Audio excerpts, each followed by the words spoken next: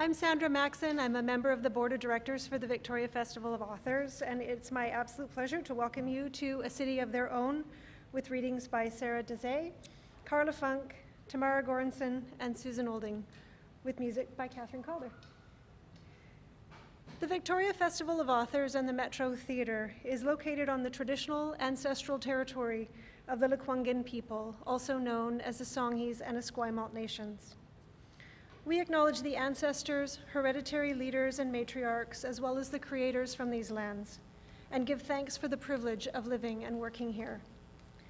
We are committed to serving as learners and listeners. A big thank you to our sponsors, the BC Arts Council, the Canada Council for the Arts, the CRD, the Government of British Columbia, the United Way of Greater Victoria, and Munro's Books. Thank you also to Mo's Home Collection and to Poppy's Floral Arts for our beautiful background. Because of COVID protocols, we ask that you keep your mask on during the event. There will be no intermission, but if you need to use the washroom, you will find it through the lobby and up the stairs by the door. At the end of the event, books will be available for purchase and signing. This panel is hosted by Katherine Calder. Katherine is a musician, songwriter, recording artist, and record label and studio owner based in Victoria. She is also currently the City of Victoria's Artist in Residence. For the last 15 years, Katherine has been recording and touring with the indie rock group, The New Pornographers, and has released 3 solo records. She loves her hometown and is dedicated to the arts in Vancouver Island. Welcome, Katherine.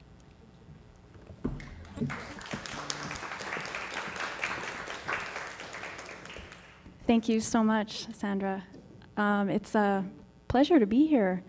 I was literally dusting off my guitar case before coming here, so it's nice to be here in person with all of you tonight. The first song I'd like to do is a song called New Frame of Mind. It's from my second solo album, Bright and Vivid, and it's about the chaos of new love.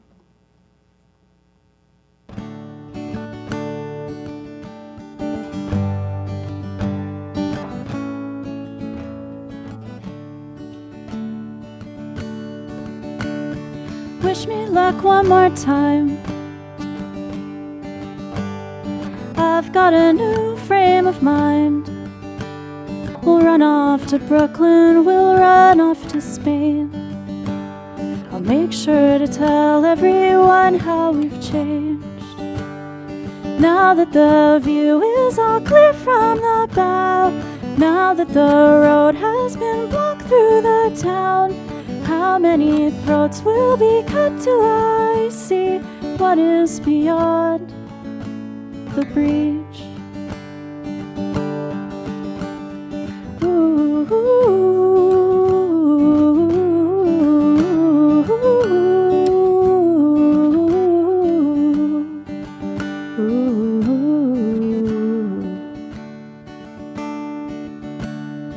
wish me luck one more time. I've got a new frame of mind. We'll run off together and though I'm confused, I know how you work and I know who I'll choose. Now that the view is all clear from the bow, now that the road has been blocked through the town, how many throats will be cut till I see what is beyond the breach? Ooh.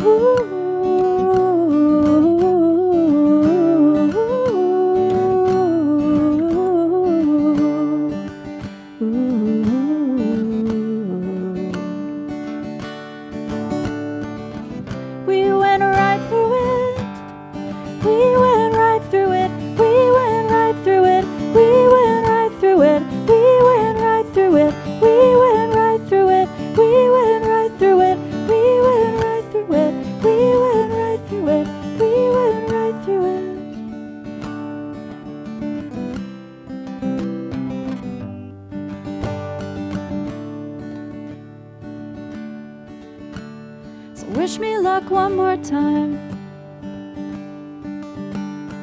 I've got a new frame of mind.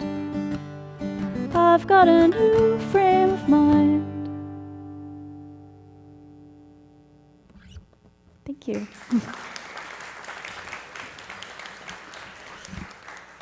So our first author of the evening is Susan Olding. Susan Olding's debut collection, Pathologies, A Life in Essays, was selected by 49th Shelf and Amazon.ca as one of 100 Canadian books to read in a lifetime.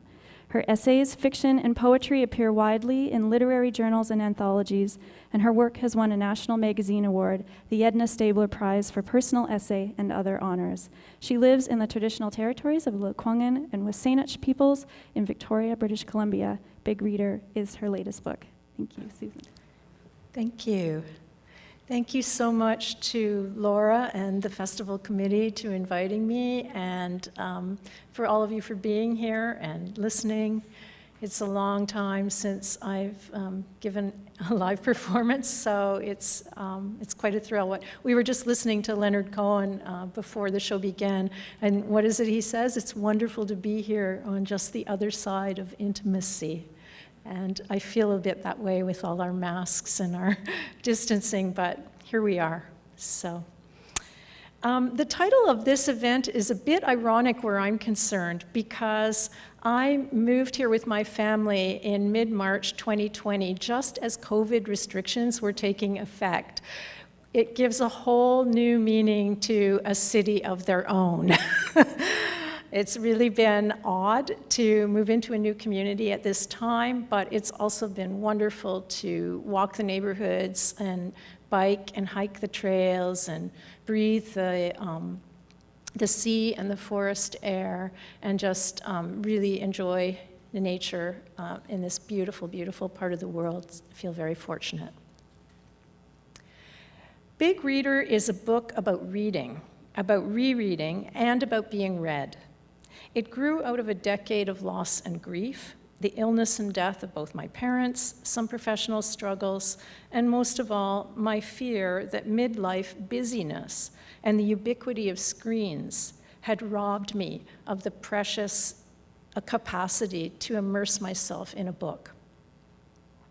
At some point during this period, I started to write about the places and spaces we read, from beaches to bookstores, and about the books that shape our lives, sometimes in mysterious ways, about our fascination with writers' houses and writers' lives, about our attachment to the written word, and the physical object of the book. And also because this is a book of essays, and essays are what Samuel Johnson famously said, loose sallies is what he called them. There are all kinds of other subjects touched on in these pieces, so everything from phrenology to family to rakes to blood typing, you name it, there's probably something about it in this book. Focusing as it does on reading, it's also a book about writing. And the piece that I'm going to read from tonight is called Another Writer's Beginnings. I don't think you need any setup, it's just the beginning of the piece, so I'll just start there. My third grade teacher, Miss Barrett, was not in the habit of assigning creative projects. The closest she ever got to fun was the day she passed around that old trick assignment, the one with a long list of instructions, the first of which is to read through to the very end before doing anything on the sheet, and the last of which is to refrain from doing anything on the sheet except for number 1.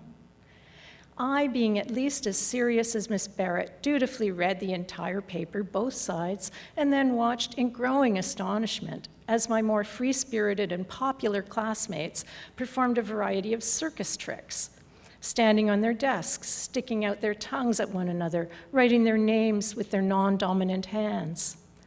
"What are you doing?" a few of them asked me between tasks. "You're never going to finish this." "I'm done already," I said. By the time they'd reached the bottom of the second page, they understood what I meant. One after another, they sat down, red-faced and scowling, while Miss Barrett circulated the room, reminding those who had finished to stay quiet until the rest were through and their humiliation was complete. You don't expect a teacher like that to offer much in the way of creative inspiration. So I'm not sure what possessed Miss Barrett to change her tactics one February afternoon. Maybe she'd run out of worksheets. Maybe she had a headache and wanted to buy herself some quiet. Maybe she'd borrowed the idea from another teacher, the sexy Miss Wilson, or the guitar-strumming Mr. Tyre.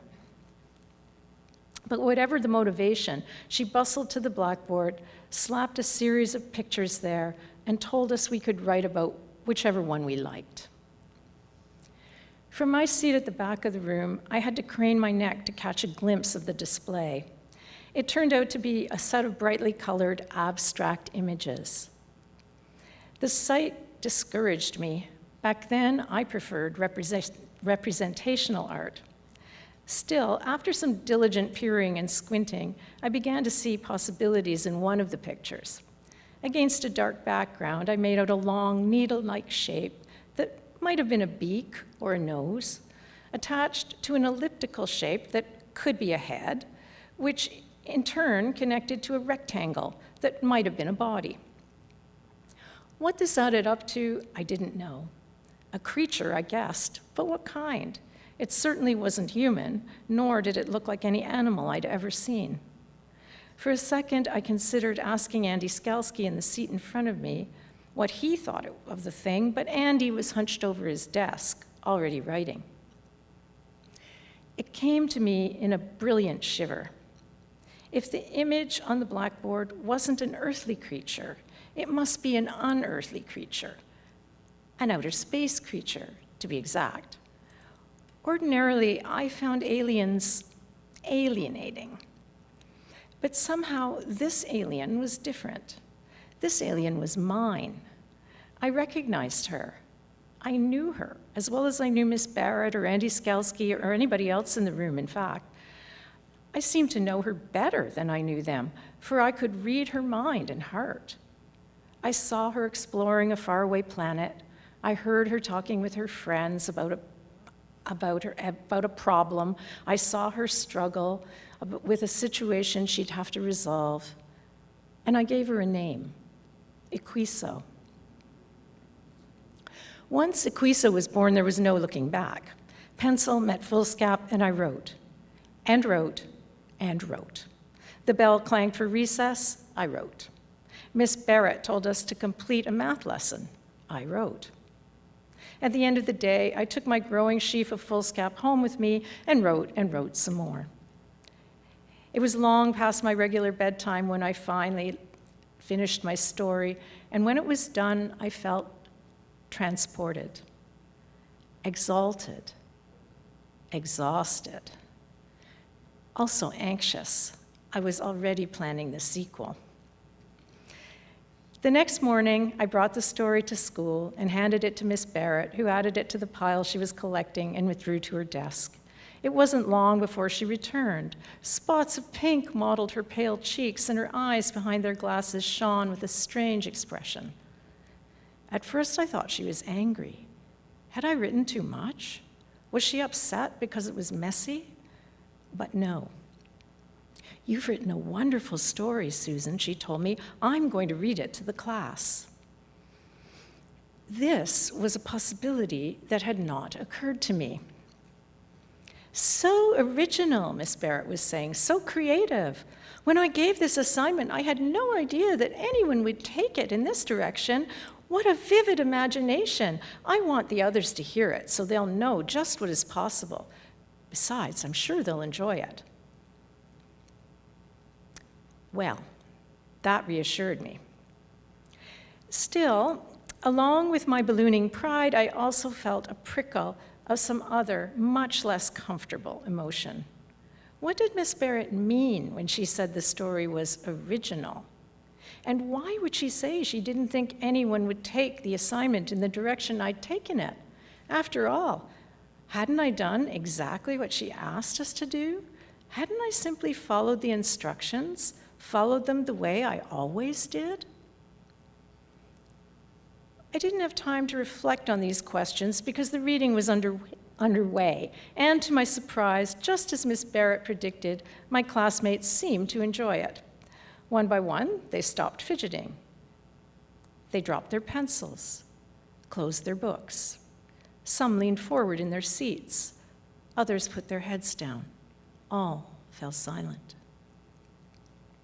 Except Sally Ferguson, that is. Teacher's pet, she spat during a lull when Miss Barrett, pausing to gather breath, interrupted the relentless rush of the narrative. And when the story was over, instead of joining the others in their clapping and excited whispers, Sally began to whine. "It's not fair," she said. "Some people can get away with anything. She didn't follow the rules." My stomach lurched. "Nonsense," said Miss Barrett. "Imagination knows no boundaries, creativity knows no rules, or some such faculty of education jargon." Then she instructed us to take out our math books and turn to the questions at page 22. Before I could do my math, I needed to sharpen my pencil. The sharpener was clamped to the wall at the front of the room. As I made my way there, my glance happened to fall on the story exercise pictures still lined up along the blackboard where Miss Barrett had attached them the previous day. Somehow, what I saw there was not what I'd expected. Something was different, disturbingly so. My pencil fell to the floor. I edged toward the board, closer and closer, until I was so close that if I'd stretched, I could have scraped it with a bitten fingernail. And there were the pictures. The one on the right, which I had seen as polka dots, turned out to be a field of flowers. The one in the center of the board was a Cocker Spaniel puppy. There was a White House with green shutters, a sports car, a man dressed in hockey equipment, a prancing pony. And Equiso? Equiso? Nowhere to be found. In my character's place was a swashbuckling pirate, his sword the needle-like nose that had played such an important role in Equiso's story. My pencil never did get sharpened.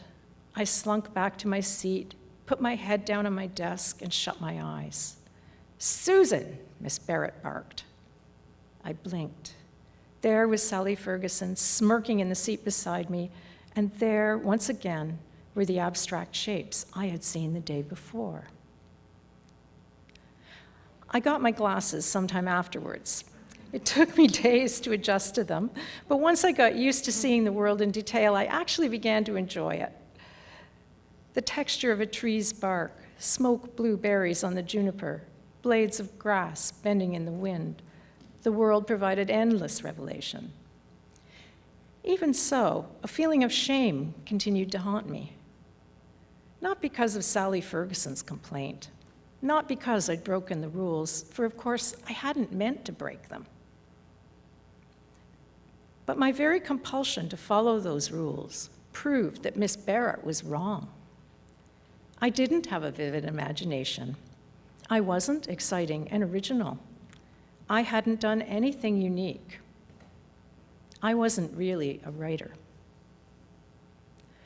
All I had done was look as hard as I could for as long as I could at something I didn't understand, long enough to make out its shape, long enough to hear its name. All I had done was tell a truth about something as I saw it and heard it and felt it. All I had done was stay alert for that truth till I knew what I needed to say. Thank you.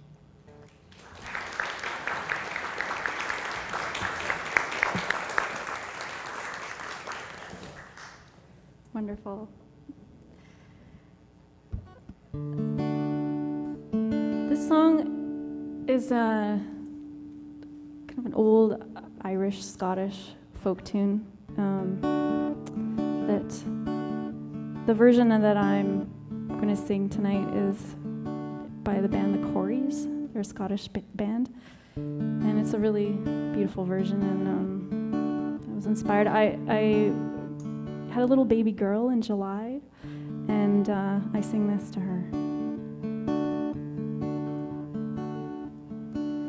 Oh, the summertime has come, and the trees are sweetly blooming, and the wild mountain thyme grows around the blooming heather. Will you go, lassie, go? And we'll all go together to pull wild mountain thyme all around the blooming heather. Will you go, lassie, go?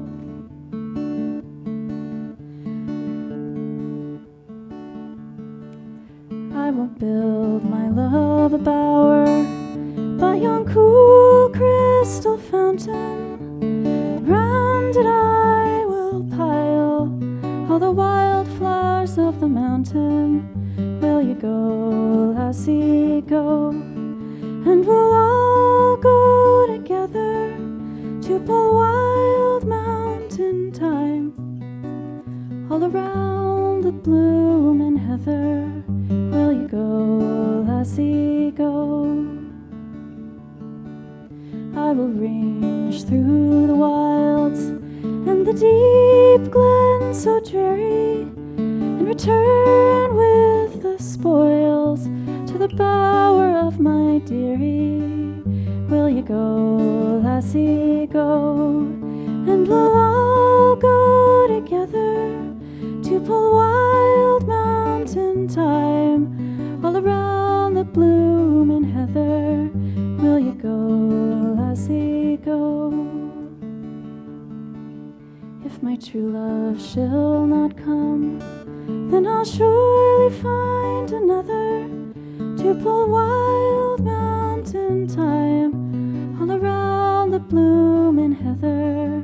Will you go, lassie, go? And we'll all go together to pull wild mountain thyme all around the blooming heather. Will you go, lassie, go? And we'll all go together to pull wild mountain thyme all around the blooming heather. Will you go, lassie, go? Thank you. Next author is Sarah Desai. Sarah Desai has been a lawyer, radio DJ, marathon runner, historian, bouncer, and librarian.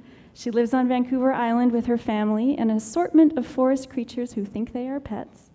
Sarah writes diverse romantic comedy and contemporary romance. Her books have appeared in Oprah Magazine, Mary Claire, Pop Sugar, Bustle, BuzzFeed, Frolic, USA Today, Women's World, and Hello Canada. When not laughing at her own jokes, Sarah can be found eating nachos. Before writing as Sarah Desai, she wrote romantic suspense and contemporary romance under another pen name and published 20 books. The Dating Plan is a 3-book series, starting with The Marriage Game. The 3rd book, The Singles Table, will be out in November. Thank you, Sarah. Thank you very much. It's an honor to be here, and I want to thank Laura and the VFA for inviting me. This is my first live event since COVID started, and it's a real privilege that it's here in my hometown, and I've had the opportunity to meet our wonderful musical host and these fellow local authors. I used to write more gritty romantic suspense, and I decided to do a pivot to write something lighter and more fun. So I got into romantic comedy, and it was an opportunity as well, because at the time, the opportunity seemed to be opening up to hear more diverse voices. So I was able to bring a part of my culture into my writing. And so I started this romantic comedy series. The first book is The Marriage Game, and this one is The Dating Plan.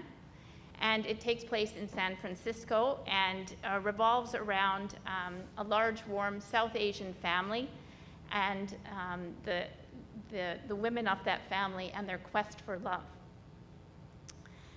To give you a little bit of background, the main characters in The Dating Plan are software engineer Daisy Patel and her older brother's estranged best friend, venture capitalist Liam Murphy. Daisy is a planner. She loves lists and logic, and she has her life all figured out, and that does not include finding love or relationships. much to the dismay of her family, who are desperate to see her married before she hits the ripe old age of 30. Liam is a bit of a bad boy and a rebel. When he finds out that his inheritance is contingent on getting married, he decides Daisy will make a perfect fake wife, despite the fact that he broke her heart 10 years ago and she can't stand the sight of him. Daisy eventually agrees to pose as his fiancée to get her matchmaking family off her back, but she's too much of a planner to run off to Vegas for a quickie wedding like he suggests. Instead, she sets up a plan, a series of fake dates to legitimize their relationship. But of course, this is a romance, so they do fall in love. The scene I'm about to read takes place in an Indian clothing store shortly after Daisy has agreed to the fake marriage. She's helping her best friend, who's also her cousin, Layla, choose a dress for her upcoming wedding to her fiancé, Sam. Now, Layla knows and hates Liam for how he treated Daisy in the past. To Daisy's annoyance, Liam shows up unexpectedly early for their first date because he wants to discuss the spreadsheet that she sent him with all the fake dates that she has planned.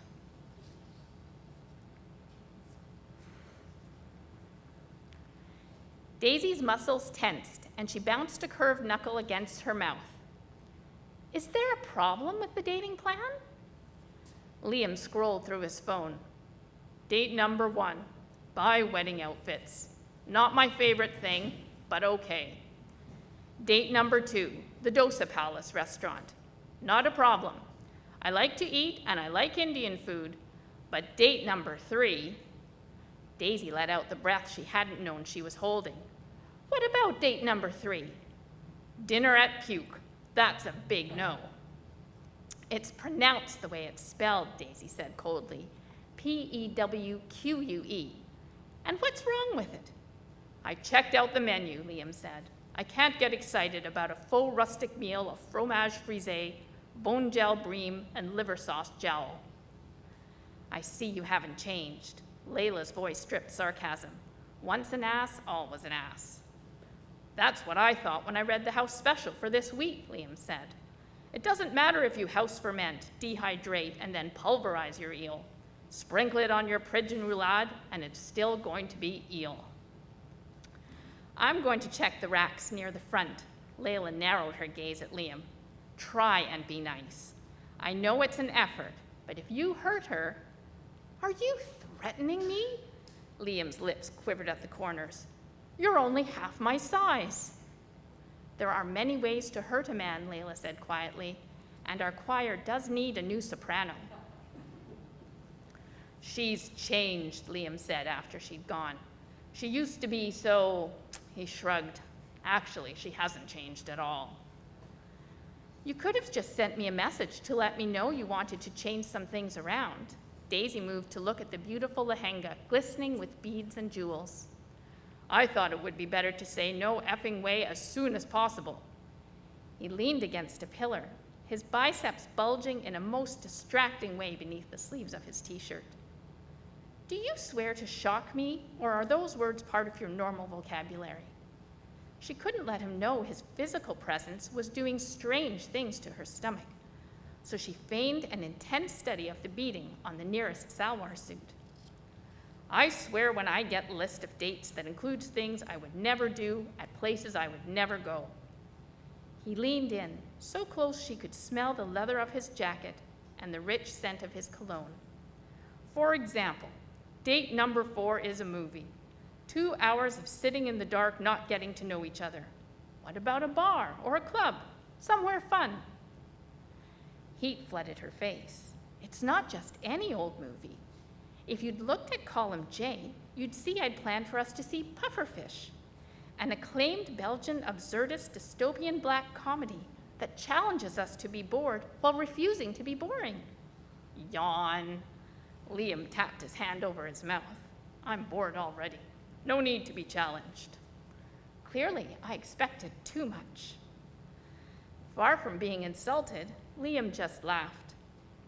The only reason men agree to movie dates is so they have a chance to get to second base in the dark.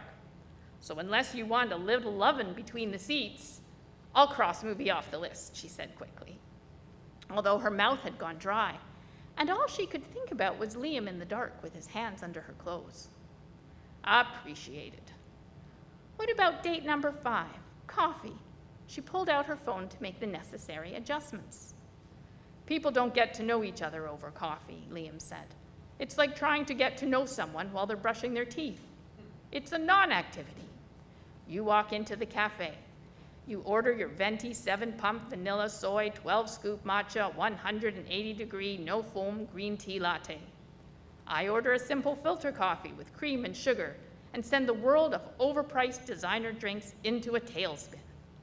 We make awkward, banal conversation with the 50 other people who are waiting for the newbie barista to figure out how to steam the milk while her colleagues gossip over at the panini press. By the time we get our drinks, there's nowhere to sit, so we say goodbye and drink our now cold coffees alone. Fun. When did you become so hard and bitter? When I realized I didn't fit in, so around 3 years old. He wasn't joking, she realized, but his absent expression made her wonder if he even knew what he'd said. She decided against sharing that she also knew what it felt like to be an outsider, and brought him back to the plan instead. Fine, no coffee. What would you like to do instead? Oh, I get a choice? He feigned shock, thudding his hand against his chest. In that case, let's have a sports night. And don't even think about shaking your head, because I know for a fact that you like sports. I like to watch sports, not play them. If you remember, I'm lacking in body awareness. Liam's voice dropped to a sensual purr. I'm very aware of your sexy body, so that's not a problem. He thinks I'm sexy. She shoved that delicious little nugget away to savor later. Fine, you can have your sports. What about date number 6? You can't possibly have any objection to a walk. We're walking now. What amusing anecdotes will this delightful date provide? Daisy, who is this? Deepa Rao, Layla's cousin on her mother's side and second in command at the store, intercepted them between the salwar suits and the sherwanis. This is Liam. She didn't give his last name in case his identity got through to her father in Belize before she could share the big news that she was engaged to the man who had broken her heart. The Patel gossip mill worked faster than the internet. She stumbled over the word, fiancé. Liam reached out to shake Deepa's hand after Daisy introduced them, turning up his megawatt smile. Daisy bit back a laugh when his charm offensive didn't produce the usual results. Deepa was resistant to anything except the sound of money. This must be the boy Selena told me about. Deepa's eyes glittered. I was wondering when you'd come in to buy your wedding outfits. She pulled out her tape measure and wrapped it around Liam's chest.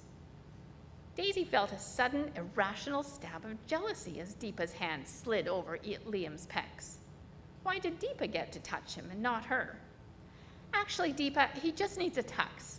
He's not... I have the perfect outfit for you, Deepa said, cutting Daisy off. Quiet and understated, yet powerful and strong. It's Burma ivory with a Narsi silk, yarn dyed and hand spun to create a soft and luxurious quilt. The Bengal tiger buttons are circled with Japanese cultured pearls, perfect for a man your size and stature. It's got a magnificent shawl made of the highest quality shikankari with a Zardozi border. And of course, you'll want a sword. Sword? Liam brightened. Deepa's eyes gleamed. I'll go get a sample. I know the perfect one. The sword's not going to go down so well at City Hall, Daisy muttered under her breath. They don't think too highly of concealed weapons. You'll probably get arrested. Although, I have to admit it sounds kind of exciting being married to a criminal. A maelstrom of emotions flickered across his face, and then they were gone. Moments later, he was back to his teasing self. I have a concealed weapon in my pocket I could show you, he whispered. Don't you dare. She trailed off when he pulled out a small penknife from his pocket. Small and sleek, it had a wood inlay that had been worn smooth in the middle.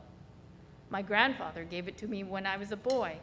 His face softened, and his eyes misted the tiniest bit. I always keep it with me. She was touched by his fondness for his grandfather and the rare glimpse into his more serious side. It's a lovely memento. Deepa returned a few moments later, holding up an exquisite sherwani, the material of the long coat-like garment so soft and fine it glittered in the overhead light. It's beautiful, Liam said. I'll try it on. I'll get you a pajama pant and shoes, Deepa said. I didn't bring you here to buy an expensive sherwani for a 10-minute civil ceremony, Daisy said as they walked to the changing room. It was more for Layla and her relatives to see you so they could spread gossip about our engagement. You could just rent a tux. Liam's jaw tightened. It's my fake wedding. I want to dress how I want to dress. 5 minutes later, Liam was out and preening in front of the mirror. How do I look? Amazing, right? Why do men always wear tuxes when they could wear something like this? He waved Layla over. Take a picture of us. Let's see how we look together. We can use it for our fake dating portfolio. Daisy stood stiffly beside Liam for the picture, trying to resist the urge to run a hand over the hard biceps bulging beneath soft embroidered silk. With an exasperated grumble, Liam wrapped his arm around her and pulled her into his side. He was warm and solid, his arm firm around her waist. Something inside her loosened and sighed. Don't you look like the perfect fake couple? Layla took the phone Liam offered. I'll try to take a picture before Liam runs away. She managed to snap a few shots and glare at the same time. Don't forget your sword. Deepa returned with a curved 35-inch sword in a decorated gold and red velvet scabbard, the handle of which depicted a golden leopard mid-roar. This sword signifies the true glory of a king of the jungle who was brave, courageous, fearless, and protective of his family. Liam grinned. It's perfect. She's laying it on pretty thick, Daisy whispered to Layla. It's because she knew she had a sale the minute she said sword. Layla shook her head in exasperation. The same thing happened when I came here with Sam to try on shoes. He already had a wedding outfit, and yet the moment she said sword, another $500 was gone. What is it with men and weapons? The scabbard is ornamentally decorated to demonstrate masculine vigor. Deepa pulled the sword from the sheath. As you can see, the blade is beautifully etched with intricate designs. Liam took the blade, hefting it as if he were an expert swordsman. It's lighter than it looks. A sly smile spread across Deepa's face. Daisy could almost hear the cash register ring. If you want something larger and more substantial, I have just the thing. Liam's breath hitched. You have a bigger sword? Before Daisy could protest, Deepa was heading to the storeroom, leaving Liam armed and dangerous. On guard! He took up a fencing position, knees bent, legs apart, sword tip resting at the nearest mannequin's throat. Oh my God! Daisy covered her burning face with her hand. Kill me now! Layla shook her head. It's not you he's planning to kill. Daisy looked up in time to see Liam attack the mannequin, slashing at its clothes with the edge of his blade. He danced around, thrusting and slicing from all sides, muttering to himself as if the mannequin were alive. You dare to look at my lady? Cower before me, you dog, before I slit your throat. What's going on here? Layla's fiancé, Sam, joined them in the aisle. Tall, dark, and deadly handsome, he and Daisy had butted heads when they'd first met, but he'd won her over with his love for Layla and the respect he'd shown their family. That's Daisy's. On the left, Sam shouted. He's got a knife. Don't encourage him, Daisy glared at Sam. Liam, stop. What are you doing? He insulted your honor. Liam lifted the sword high and sliced down in a long arc. The mannequin crashed to the ground, its head rolling across the floor and under a rack of clothes. Yes! Sam held up his hand, and Liam gave him a high five with a loud slap. Laughter bubbled up in Daisy's throat. She'd never seen this side of Liam. Although part of her was cringing, another part was drawn to his delight. Sam, this is Daisy's fake fiancé, Liam Murphy. Clearly unimpressed, Layla scowled. Liam, this miscreant is my real fiancé, Sam Mehta. You won't be fake for long, Sam shook Liam's hand. Once you're part of the Patel family, they don't let you go, and I mean that in the best possible way.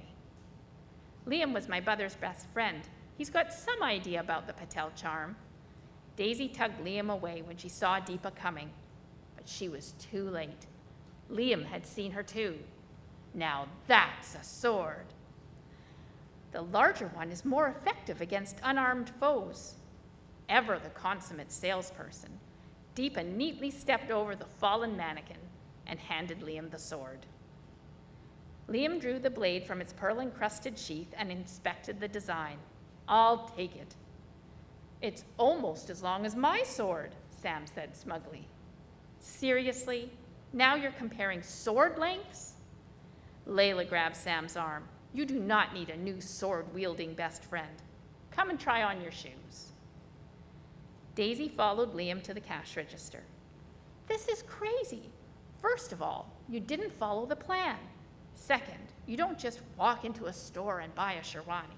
You need to research them first. You have no idea what it's worth or how much it might cost at another store.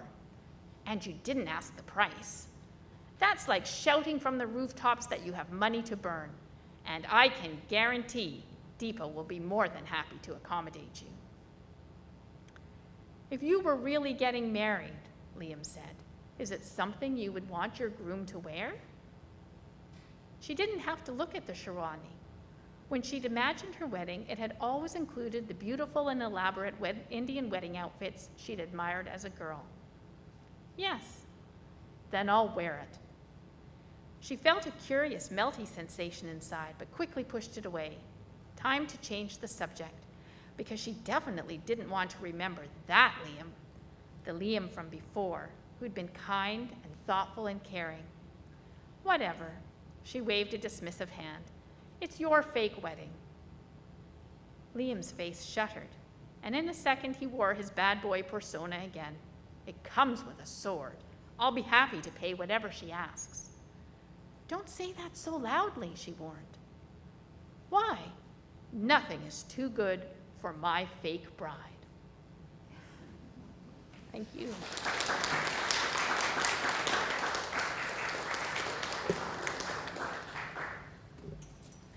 Thanks, Sarah.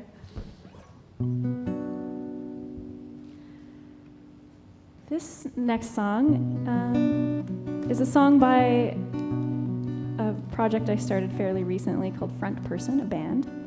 And I wrote this song at kind of around about this time of year when the season's changing and the nights start to get longer. It's called Long Night.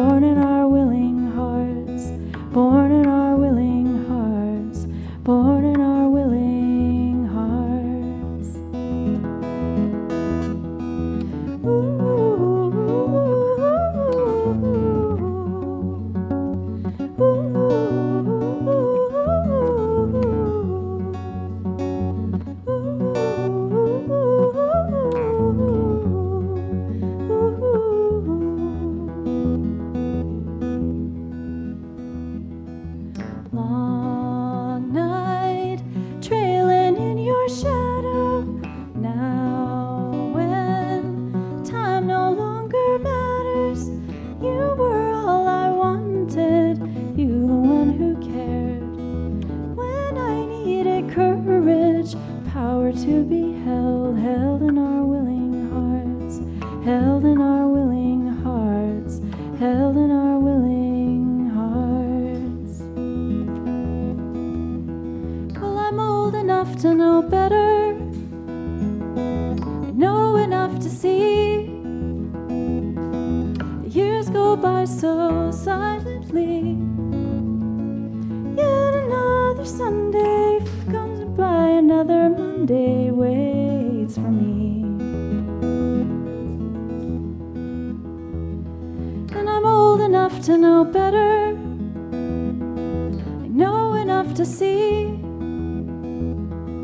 The years go by so quietly, and another Sunday comes and goes, another Monday waits for me.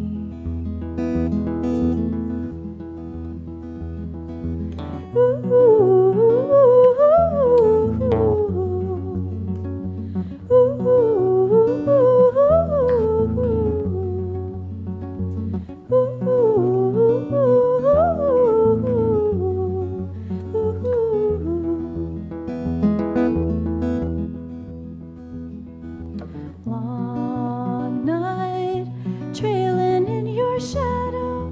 Now when time begins to narrow. Thank you.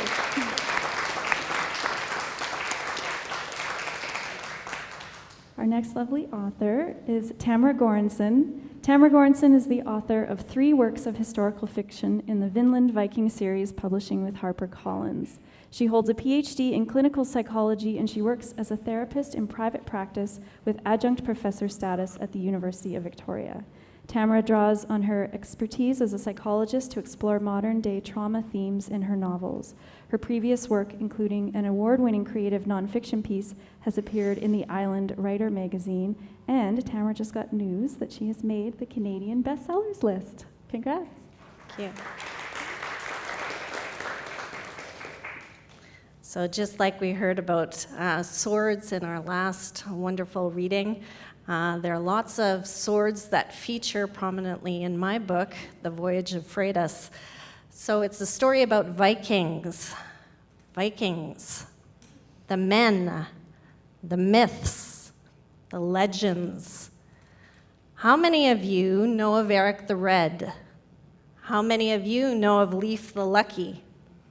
My guess is that before tonight, many of you had never heard of Freitas Eriksdotter, who was the first and only Norse woman to lead an expedition across the North Atlantic in about 1000 AD.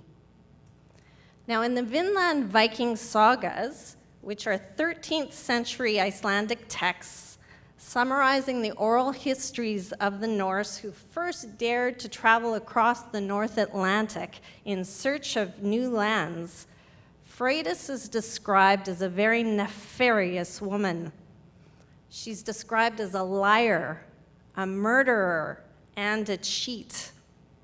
The histories tell us that she was a Greenlander who partnered with 2 Icelandic brothers, Finnbogi and Helgi of Iceland, to take a Viking expedition to Vinland, which some think is a place on the northern tip of Newfoundland, Canada, in a place called Lanso Meadows, where archaeologists have discovered the ruins of Viking longhouses.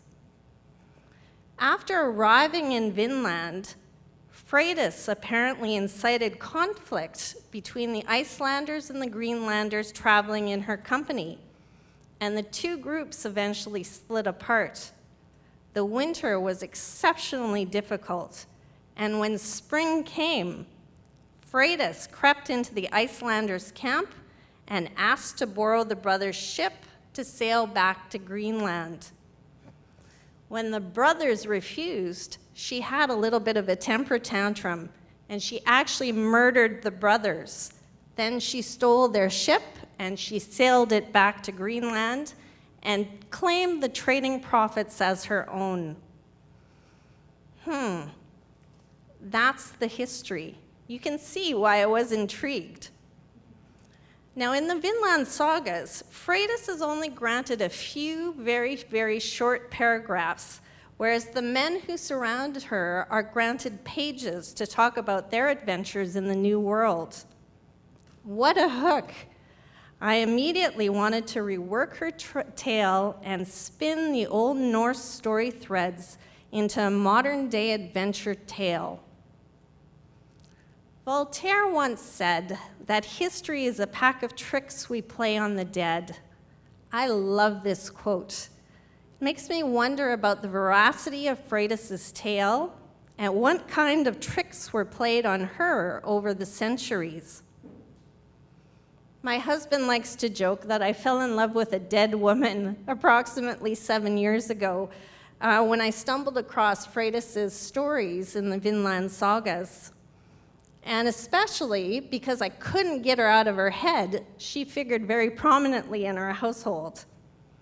I began wondering about the male storytellers called skalds, who had recited Freitas' saga for centuries before it was written down in the Vinland sagas. I wondered if these men had been motivated to blacken Freitas' name because she was merely a woman who came from a very powerful family. In the Voyage of Freitas, I decided to use my pen as a sword to slash the wicked reputation that had ghosted Freitas over the centuries. I paint her as an innocent, as a woman who is motivated to leave Greenland just to get away or escape from her abusive husband, Thorvard of Godar. I really wanted to give Freitas more than a couple of paragraphs in my novel. So the Voyage of Freitas is indeed a revisionist retelling, but there are trigger warnings for physical and sexual assault violence, for psychological victimization, for gaslighting, and for miscarriage. While the novel is an uncomfortable read, it is nothing in comparison to the lived experience of a woman who is forced to endure domestic violence. Domestic violence has gone on for centuries, indeed for millennia. As a clinical psychologist, I think Freitas' story is an important story to tell, but it's a grim story to tell. In our trauma-focused culture, where many women are breaking their silences and stepping forward to tell their truths, it was important to me that Freitas' story be heard. Think of the Me Too movement and the sexual misconduct crisis in the military.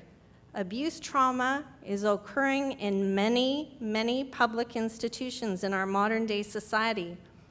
But abuse trauma is actually happening right at home, right here in Victoria, behind closed doors. People have asked me, why did you write such a grim story? And my answer is simple. As a traumatologist, I have heard many trauma stories over the decades, and I really wanted to raise awareness about the plight of women who are trapped in domestic violence situations. I wanted to delve into the psychology of abuse trauma, to really make the experience of the abuse victim come alive. Sadly, I am aware that readers can easily step away from reading about the brutalities experienced, but victims are forced to endure. They can't easily step out of a horrific abuse situation.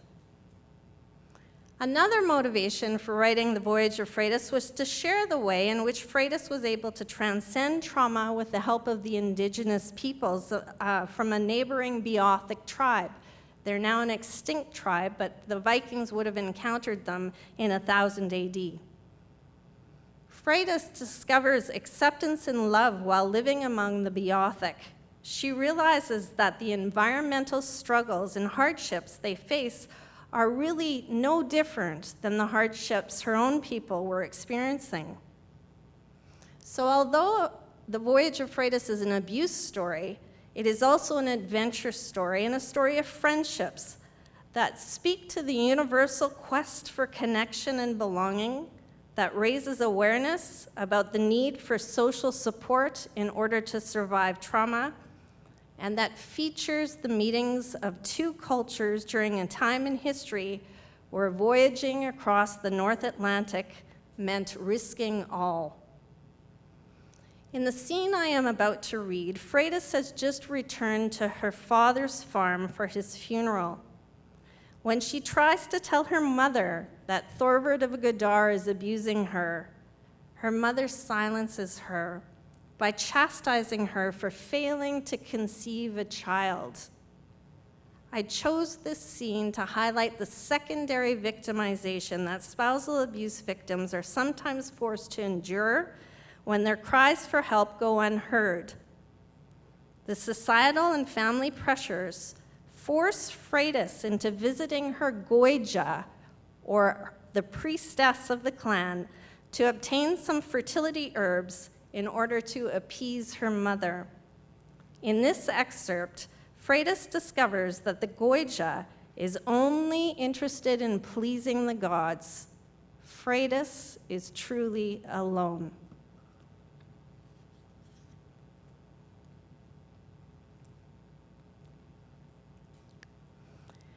In the morning, I snap awake at the sound of the startled boy who comes to milk the cows. He gapes at me as I scramble up and begin dusting the pieces of hay off my lap.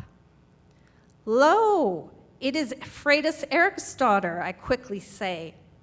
In response, the boy jumps back and spills the contents of his slop pail. He gawks at me as if I am masquerading as a Valkyrie, intent on taking him against his will to the afterlife. "I am in need of the goija," I sputter. "Do you know where she sleeps these days?" "Up there." He points his finger towards the hills. "Could you take me to her?" In a flash, the boy turns and runs, and I follow him. Frenzied, he stumbles past the store shed before following the frost-covered footpath, where he stops and throws a look over his shoulder as if he is expecting to see a giantess or something worse. Panting, I wave him forwards. He takes off again at a run, quickly mounting a sloping hill. Halfway up, I am so winded, I stop. The boy beckons me to hurry before he disappears around a bend. When I finally reach him, he is standing outside a hut that has been newly hewn into the side of a grassy hill. On the bank, a cow sits lazily, backlit by the rising sun, its tail swishing back and forth as it swats away a swarm of flies. "Guten Morgen," the boy calls out as he pokes his head inside the hut. He darts back when I approach and shuffle past, panting. It is dark inside, and I'm suddenly hit with the pungent smell of herbs. For a moment, I stop and listen to the sounds of the busy farm I left behind. The bleating sheep, the lowing cows, the sounds of Norsemen waking up, a crying child. Then, from somewhere deep in the inky black shadows, I suddenly hear the dry rattle of my goija's cough.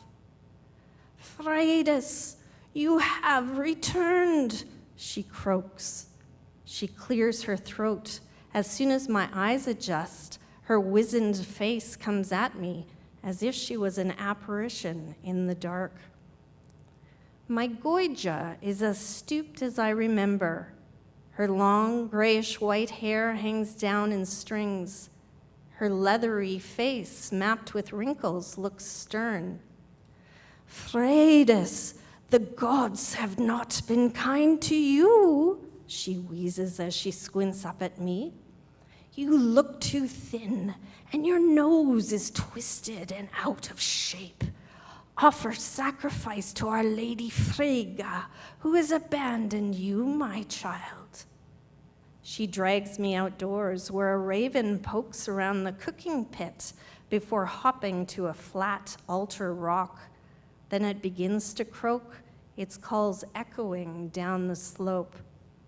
Hobbling forwards, my Goija picks up an elaborately carved walking stick. I notice that her hunchback has grown more noticeable, and her eyes are filmy, almost blind. I see the blackness of your soul, my Goija moans, her voice rasping like rustling leaves, dead and brown in fall. Freitas, my girl, you must come closer so that I can feel your bones. Reluctantly, I do what she asks, bracing myself when I smell the stink of onions on her breath.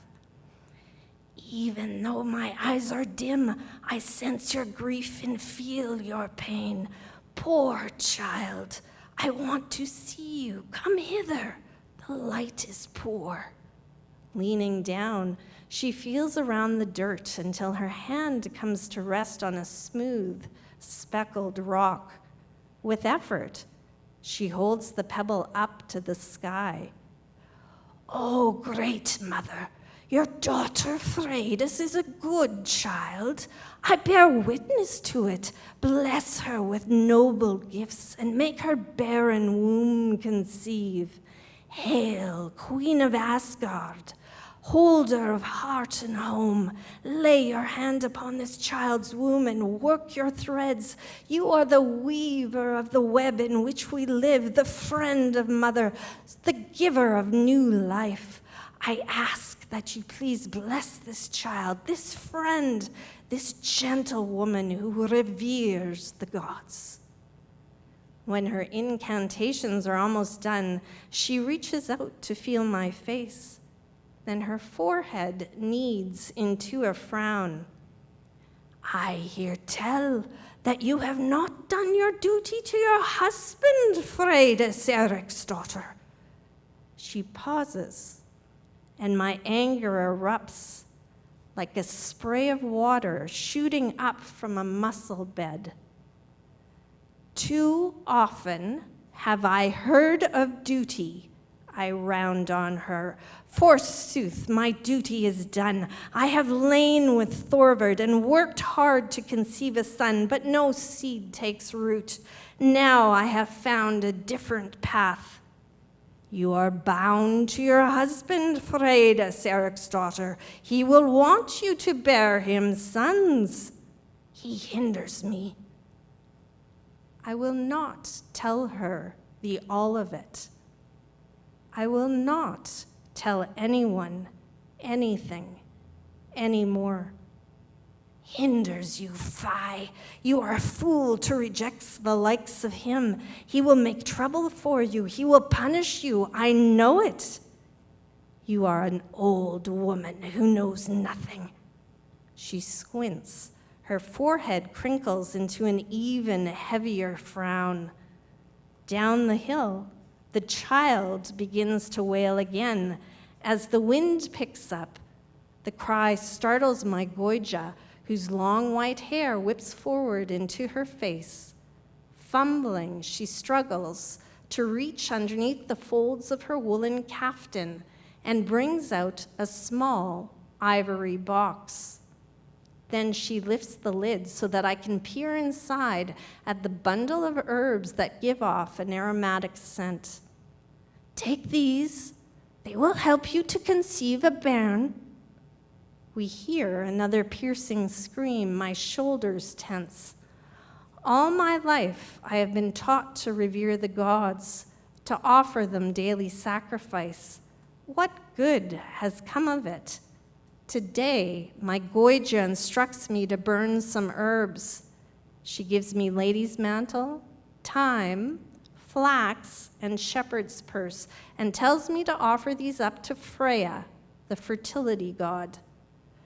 The Queen of Asgard has the power to help, my Goija says as she holds her heart. You must light the herbs and put yourself into a trance. Allow the scents to linger in your hair, to infuse your clothes. I wait for her to finish instructing me on the ritual that will bless my womb. Just as her eyes fall shut, her lips release an unearthly chant. Think of your belly growing round and watch the smoke carry your heavy burdens up, up, up into the sky. See wishes rise in wispy curls to settle around the queen of Asgard's feet. The god Freya will see your needs in the heart of all that smoke and bless you, Freitas of Gadar.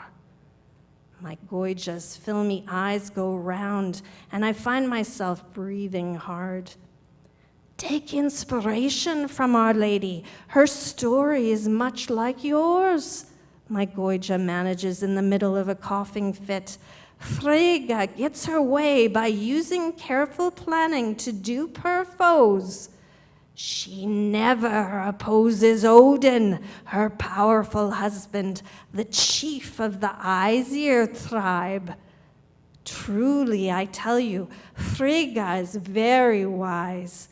She tolerates Odin's retinue of beautiful Valkyries and giantesses without complaint, because she recognizes Odin's improprieties without allowing his indiscretions to weigh her down. She remains married to a great, great god. Follow her lead, Freitas, and heed my warning. It would be dangerous and ill-advised to divorce Thorvard of Gadar.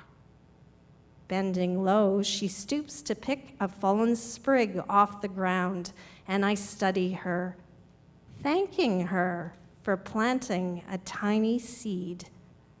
I will speak with Mother about divorce after Father's funeral. After it is over, and my inheritance makes me mistress of my own farm. Only then will I demand to be released from my marriage bed. In fact, I will insist on it. Thank you.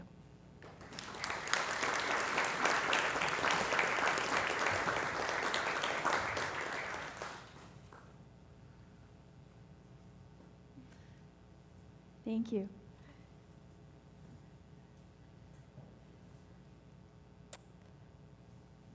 Okay. This song is called Arrow. Would help if you could hear that, probably. And I wrote it many years ago now. I wrote it kind of for my mother, who I lost in my mid-20s. She was diagnosed with a horrible illness called ALS, and she was always very supportive of my music, me and my music.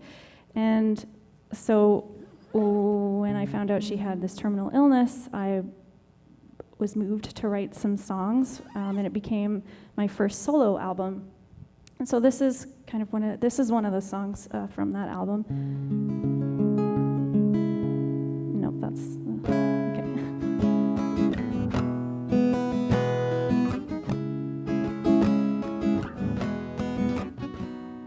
It's about resilience and having more strength than you know that you have, basically. A hollow metal arrow fell to the water. It must have come down from the blast. I gave it to you, and I watched as my sandcastle slowly was turned into glass.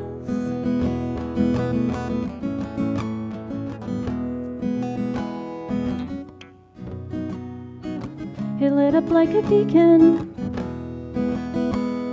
The shine was so strong that it took me a while to adjust. It took up my house and split me apart. So I found a place on the grass, fire away. I'm still hearing phantom waves, fire away.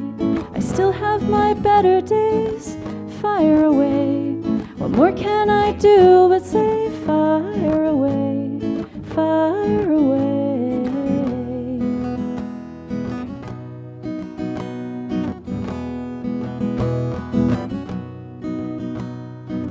a shallow river by the road, smoothed its edges and turned it to a skipping stone, and me by the shore. I noticed that day made me older than I was before. You say I'm too sad. Well, I happen to like it. I happen to like you too. Fire away. I'm still here in phantom waves. Fire away. I still have my better days. Fire away. What more can I do but say fire away? Fire away.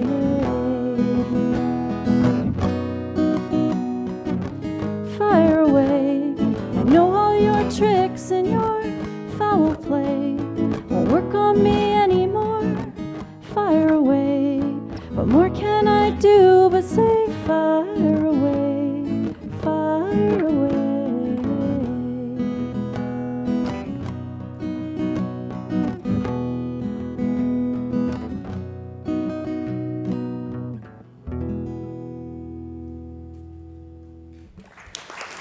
Thank you.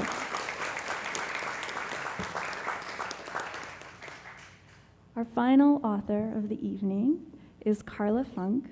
Carla Funk was born and raised in Vanderhoof, one of the earliest Mennonite settlements in British Columbia, Canada. She is the author of the memoir Every Little Scrap and Wonder, which was a finalist for the City of Victoria Butler Book Prize. She has also written 5 books of poetry and is the former poet laureate for the City of Victoria. At once a coming-of-age story, a contemplation on meaning, morality, and destiny, and a hilarious time capsule of 1980s adolescence, Mennonite Valley Girl offers the best kind of escapist reading for anyone who loves small towns or who was lucky enough to grow up in one. Thank you so much, Catherine. And thank you to everyone who has come here this evening. Thank you to everyone who's joining via live stream. Thank you, Susan, Tamara, and Sarah, and just the Victoria Festival of Authors. I wasn't the original 4th reader tonight. Danielle Geller was unable to be here, and so I have the great privilege of filling in this spot, and I'm delighted, so thank you. Mennonite Valley Girl, I will say this about the title of the book. I did not choose it, and there's a whole story behind it, but I felt about the title the reason that I said, okay, I'll go with this title, it was suggested to me by the publisher, and I wanted to go and crawl under the table when they, like, hide under the couch or do something when they said, this is the title we really think will work for this book. And then I thought, oh wait, this does work, because that's how I felt as a teenager, just wanting to go hide under a couch or behind something. So I thought the feeling of, But the more I thought about this title, Mennonite Valley Girl, I thought, that's it. This is very much a collection of stories and essays about what it meant to grow up with a Mennonite background and what it meant to grow up in the Nechako Valley, this valley where things pass through but do not stay. And that was very much a teenage feeling. And what it was like to grow up a girl in that valley from a Mennonite family. So Mennonite, Valley, and girl all are themes circulating throughout these stories. And I'm just going to read 2 excerpts, the opening of one chapter and then the ending of another. And they dance together, the thematically, and you'll see. But the first one is from a story called The Kingdom.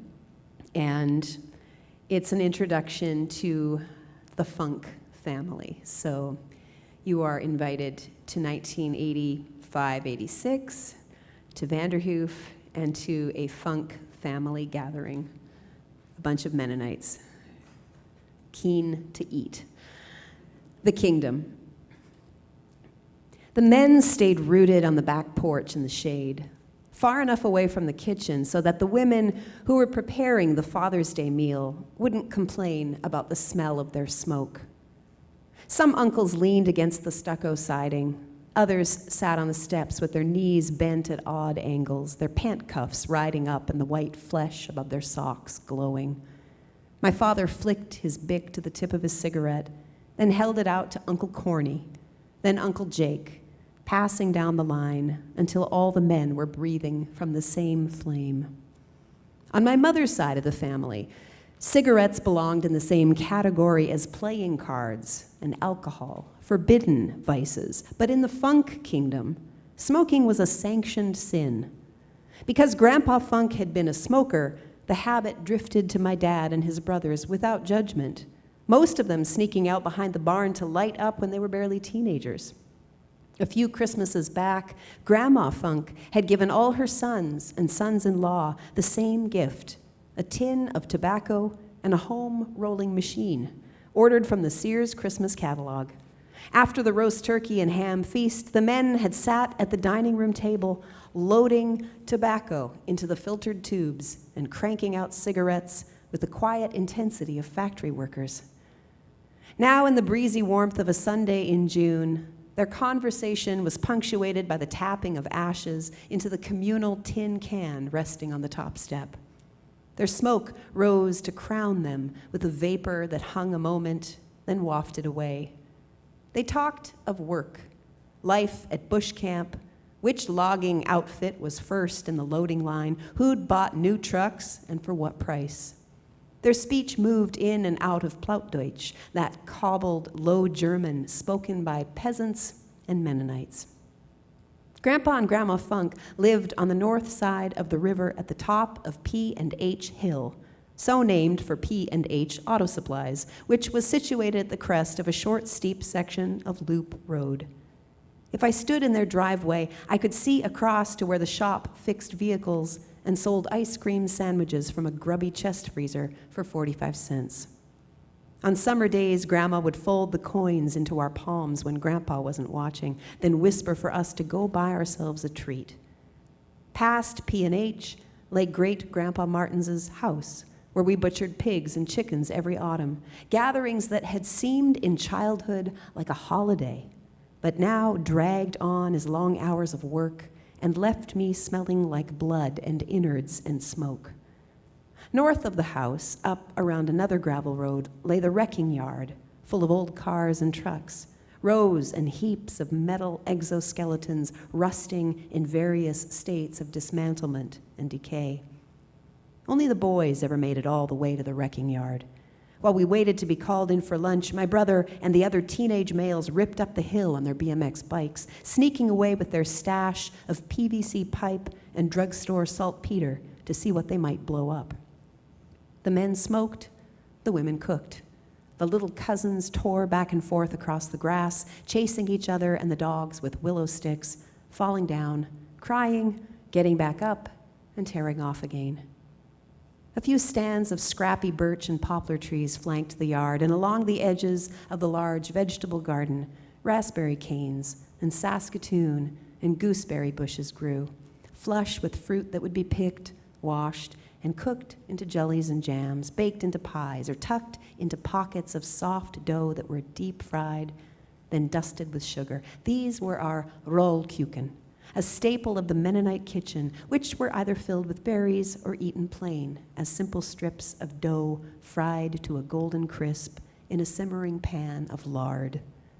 The proper way to eat rollkuchen was to hold a slice of salted watermelon in one hand and a piece of the fried dough in the other, alternating one bite from the melon, one from the rollkuchen, which was what the uncles would do later, after they'd eaten lunch and played a few rounds of horseshoes on the back pitch. Then Grandma and the aunts would carry out a huge stainless steel bowl of watermelon slices and a plate of still hot rollkuchen resting on a bed of paper towels damp with grease. The men would descend, followed by their offspring, and then the women would clean up what remained. Grandpa and Grandma's property, though too small to ever be a working farm, had a scattering of sheds and outbuildings behind the house, including the old cabin where they once lodged boarders to earn extra income. In one of Grandma's black and white photographs, a man smiled up from a bed that looked like a small makeshift Conestoga wagon. The young bachelor had suffered a broken back, Grandma explained, and so had come to stay with them until he learned to walk again. Oh, but he could build toys, Grandma said. One of the other boarders had rigged up the man's bed with a small motor so he could cruise around the property on his own, collecting tools and lumber scraps for his building projects. In the photograph, he lay on his stomach, holding a wooden dollhouse he had made, a gift for one of the girls, but which one, Grandma couldn't remember. On the Funk side, I was the only female my age. Below me, the younger girls still played with the dolls and toys pulled from Grandma's cupboards, and the older ones had already graduated from high school, gone off to college, started full-time jobs in town, or had boyfriends who'd become husbands who'd soon make them pregnant. I was somewhere in between those worlds, meandering from room to room, trying to avoid being handed a baby or an apron or a wooden spoon. I knew my inheritance. The Mennonite story stretched over continents and centuries and involved a lot of Bolsheviks, borscht, harsh winters, and fleeing one place for the next in search of freedom. History's slow release chase scene with a persecuting government in pursuit. That was one way of explaining the feeling that moved through me and left me wandering inside and out, standing at the edge of the men and their hazy laughter, then bored, turning back to the house. And I'll read one more, just the ending of another chapter. And this one fast forwards a few years. And just to give a bit of context to it, the title of the chapter is A Brief History of Mennonite Dance. And it begins with a sort of, a bit of a preface explaining that Mennonites do not dance. It's like another one of those forbidden vices. You don't do this thing. And there was a joke that would circulate when I was a kid. I had no idea what it meant, but it went, why don't Mennonites have sex standing up? Because it might lead to dancing. And I had no idea how those two things worked together. I just laughed with everybody else and then was very confused. But fast forward a few years, and I somehow convinced my mother to let me go to the high school Christmas dance.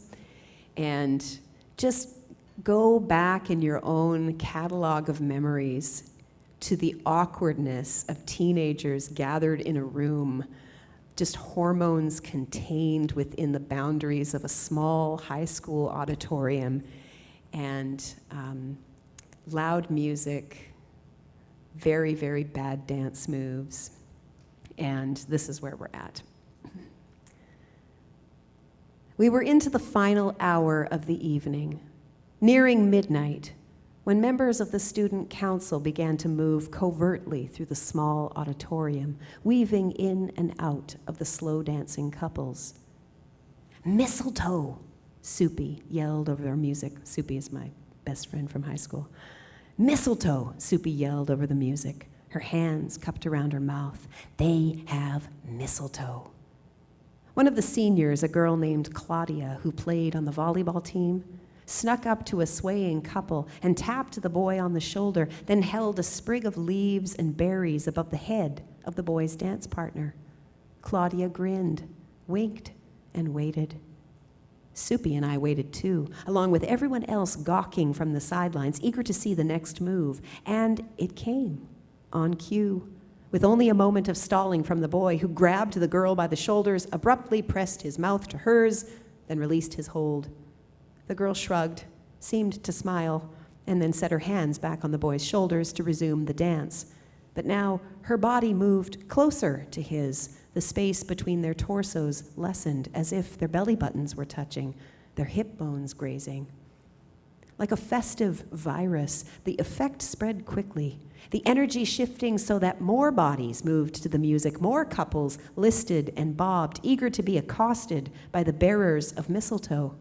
By the end of the night, new couples would be formed from a single kiss, two mouths pressed together by an old tradition and a plant whose name in the German translated literally to dung on a twig, named for the birds who ate the berries and dropped the seeds as they flew from tree to tree. When the bars of a ballad began to arpeggiate through the speakers, the girls around me popped to attention in their taffeta and sparkles. None of us knew how long it would last, this song, this frantic chance to find a partner. As the 12-string guitar climbed with the harmony of a flute, I saw Wendell Quartz standing near the corner by the bleachers. Wendell sat in front of me in Miss McLean's math class and once asked to borrow my calculator, then returned it to me upside down with the word hell typed on the display. "Hey," he said. He looked at the ceiling, his tongue circling the inside of his cheek. He shrugged. "Hi," I said, and shrugged back. And then, not knowing who was asking whom to dance, we shuffled toward the floor and faced each other. Wendell's damp hands settled on the clinging rayon of my hips. My hands hovered on the sweaty cotton of his shoulders. Inside the swarm of other couples, we leaned side to side, side to side, as the singer broke into the opening lyrics of Stairway to Heaven.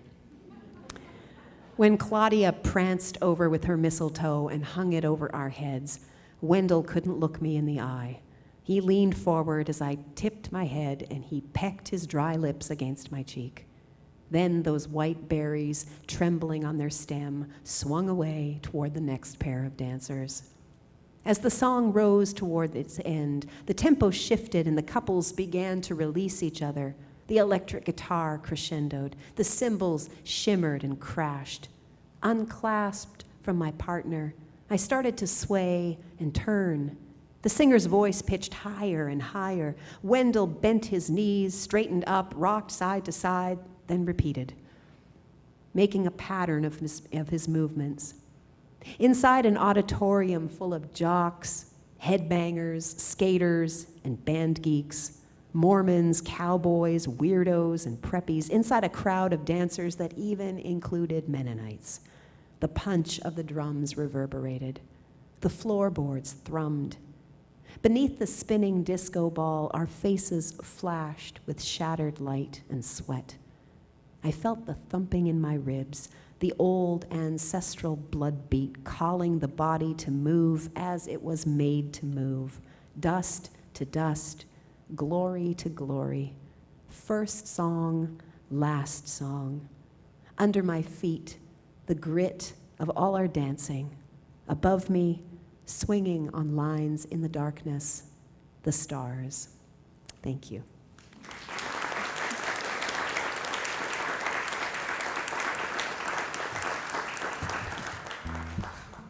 Thank you, Carla. I certainly remember those days, definitely. Sort of like exciting and also a total nightmare.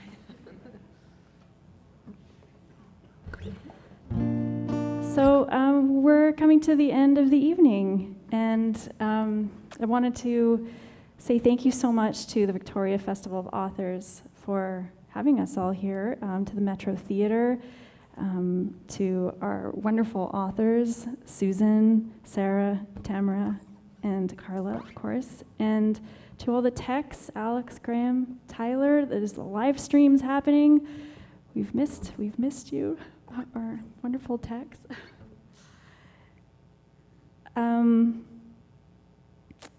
So the final song I wanted to play tonight is a song that Judy Collins wrote in 1971, and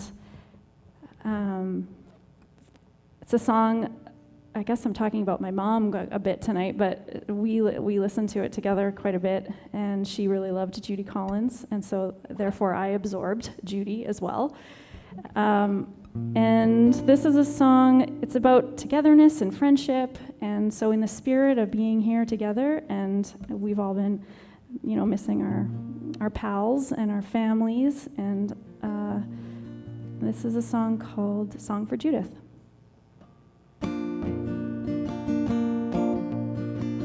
Sometimes I remember the old days when my life was filled with sorrow. You thought I was living, but I was all alone. In my heart the rain was falling, the wind blew, the night was calling. Come back, I'm all you've ever known. Open the door and come on in. I'm so glad to see you, my friend. You're like a rainbow coming around the bend. And when I see you happy, well, be as good a friend to you as you are to me. There were friends who could always see me through the haze. Their smiles would reach me, saying okay, saying goodbye, saying hello. Soon I knew just what I was after was life and love, tears and laughter. Hello, good friend. Hello, my darling. What do you know? Open the door and come on in. I'm so glad to see you, my friend. You're like a rainbow coming around the bend. And when I see you happy, well, it sets my heart free. I'd like to be as good a friend to you as you are to me. I used to think it was only me, feeling alone, not feeling free, to be alive, to be a friend. Now I know we all have stormy weather. The sun shines through and we're together. I'll be your friend right through to the end. Open the door and come on in. I'm so glad to see you, my friend. You're like a rainbow coming around the bend. And when I see you happy, well, it sets my heart free. I'd like to be as good a friend to you as you are to me. Open the door and come on in. I'm so glad to see you, my friend. You're like a rainbow coming around the bend. And when I see you happy, well, it sets my heart free. I'd like to be as good a friend to you as you are to me. Thank you.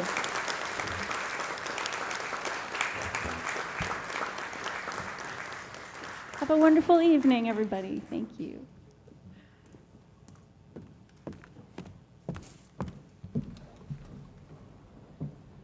Thank you so much. Thank you, Katherine, and thank you to Sarah, Carla, Tamara, and Susan Olding for those sharing your works and your thoughts. It was wonderful.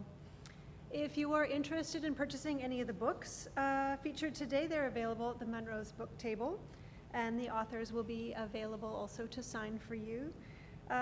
In order to respect COVID protocols, we ask that you please ensure to maintain a safe distance from your fellow attendees and remain at your table until there's a clear path to either the book table or to exit the venue. And although we'd love for you to share your thoughts about the evening, we do ask that any socializing between attendees be conducted outside of the building just for the safety inside. Tomorrow is the last day of the festival, but there are still 3 more events to attend, so please refer to your program. Our in-person events have sold out, but all festival events are available to watch online. Our website features Q&As with all the authors participating in VFA 2021 and a place for you to sign up to the newsletter, so please do refer to the Victoria Festival of Authors.ca. You can support the festival by following us on Facebook and on Twitter and encouraging your friends to attend one of our upcoming events. And you can also make a tax-deductible donation to the Victoria Festival of Authors through the website or at VFA's page on Canada Helps.